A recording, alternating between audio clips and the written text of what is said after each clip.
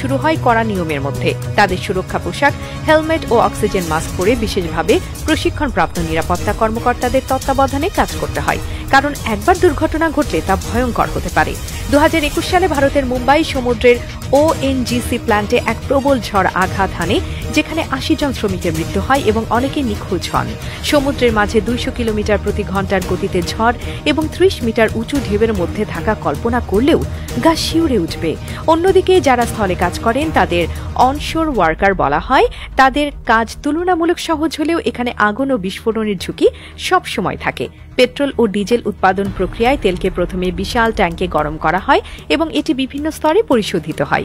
আপনি কি জানেন, ক্রুড অয়েল 260 ডিগ্রি সেলসিয়াসে গরম করলে ডিজেল তৈরি হয়, 180 ডিগ্রিতে কেরোসিন এবং 110 ডিগ্রিতে পেট্রোল আলাদা হয়। এই পুরো প্রক্রিয়াটি অত্যন্ত ঝুঁকিপূর্ণ, কারণ যদি কোনো ভুল হয় তাহলে মুহূর্তের মধ্যে ভয়াবহ বিস্ফোরণ ঘটতে পারে। এই শ্রমিকদের খাবারের ব্যবস্থাও খুবই আলাদা, কারণ রিফাইনারির আশেপাশে কোনো ধরনের রান্নার ব্যবস্থা রাখা হয় না, যাতে আগুন লাগার আশঙ্কা না থাকে। তাই খাবার একটি বিশেষ পাইপলাইনের মাধ্যমে অন্য জায়গা থেকে সরবরাহ করা হয়, যা সাধারণ খাবারের মতো হয় না।